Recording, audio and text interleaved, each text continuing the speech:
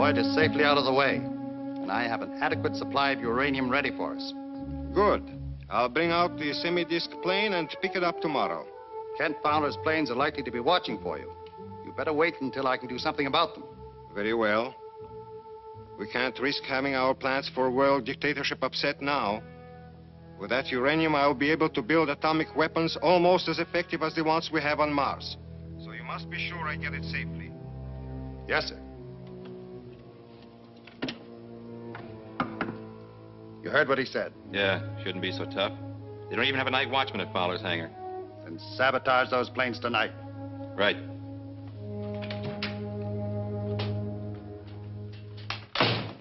Well, why aren't you on patrol over the oil refinery? We're not flying any patrol. Somebody broke into the hangar last night and took a sledgehammer to both our planes. Did they do much damage? Plenty. The head mechanic said it might take a week to fix them. Well, why would anybody want to wreck our planes? I'll make one guess. We know that Drake and his gang have been shipping out stolen goods in that disc-like plane. And we also know that they've just stolen that uranium. So they wanted to be sure your patrol ships wouldn't interfere this time. Exactly. Well, what can we do about it? Well, if we can't patrol from the air, we'll do it on the ground. Chances are they'll make contact in the same general vicinity again. So Helen can go up to Eagle Peak and stand lookout. Steve, you and I'll each take a car and cruise around. If Helen spots their plane landing, she can radio us, and maybe we can catch them on the ground. Sounds okay. Let's go.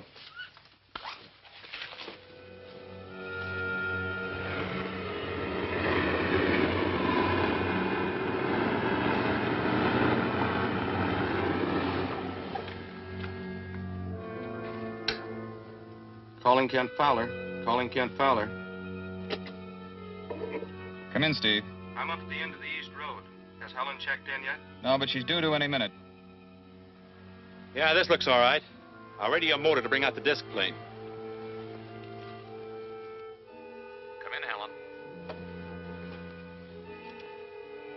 I'm up on Eagle Peak now. Steve and I are in position, so speak up if you see any signs of that plane. Right. How'd you pick them up? They must be using a wavelength close to ours. It's a cinch that foreigner can't land here now. Unless we get that girl off Eagle's Peak. Come on.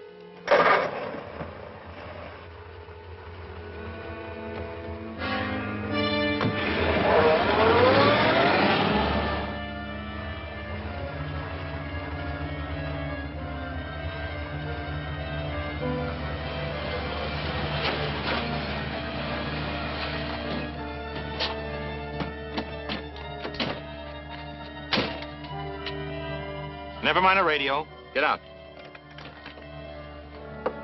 Put her in the front seat. Come on.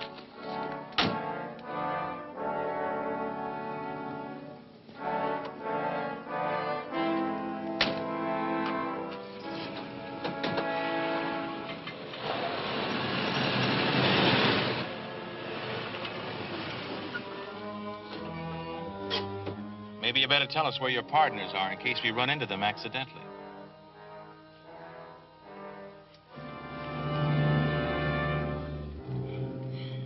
I can't. I don't know. I can only get in touch with him by radio. Call them. Tell them to Sand Canyon. They'll be out of our way there. Calling Ken Fowler. Calling Ken Fowler. Yes, Helen. There's a ship that looks like the semi-disc landing at Sand Canyon. Sand Canyon? Yes, you know, the place we used to go on picnics. I can't hear you. Hang on a minute while I check my connection. Right. Steve. Steve. Are you tuned in on Helen? Yeah. What's this Sand Canyon talk? We never went on any picnics there. Of course not. Something's wrong. When Helen comes in again, use your direction loop and get a bearing on her. Right. Try it now, Helen. I said there's a ship that looks like the semi-disc landing at Sand Canyon. Okay, we're on our way. Right. Did you get it, Steve? Yeah, the bearing is 136 from here.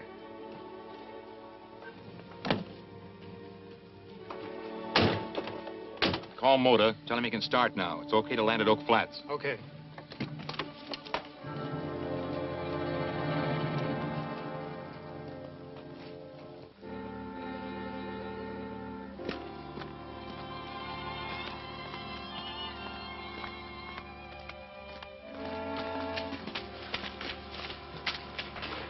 This dame got in our way. Keep her here till I get back. Okay. Sit down there. And don't try any tricks.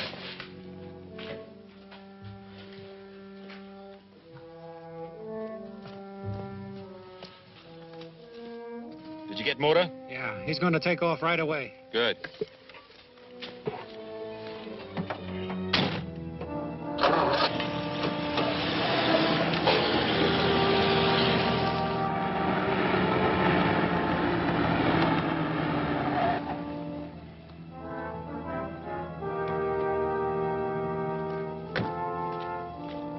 What gives? Well, I've checked it here on the map.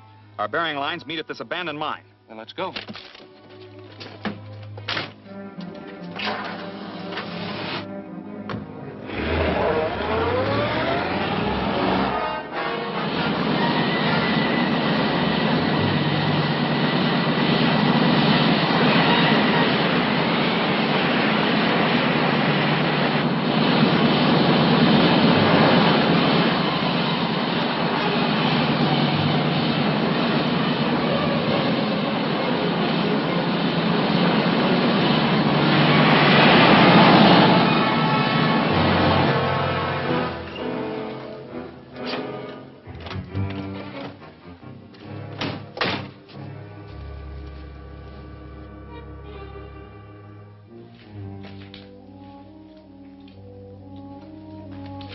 Hold it. Kent!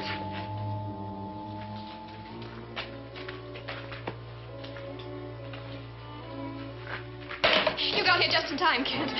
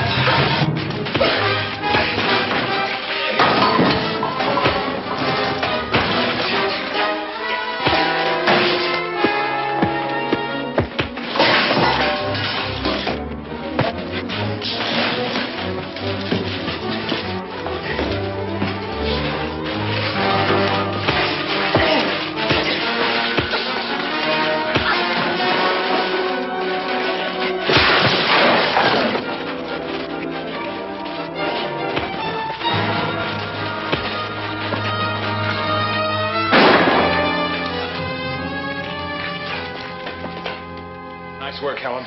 We've got to hurry. Two of the gang are meeting the plane at Oak Flat. Okay, let's go. On your feet, Steve. We've got work to do.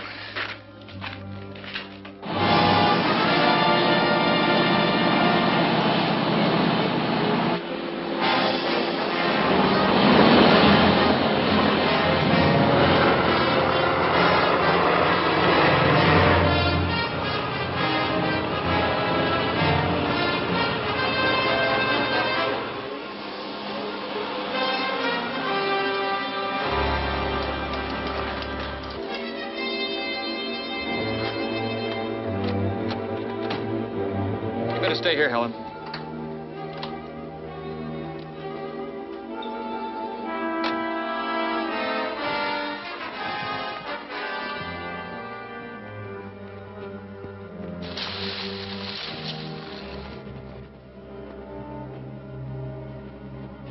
There it is, Steve. Is that all? Yeah, Brian says we got enough. Look out!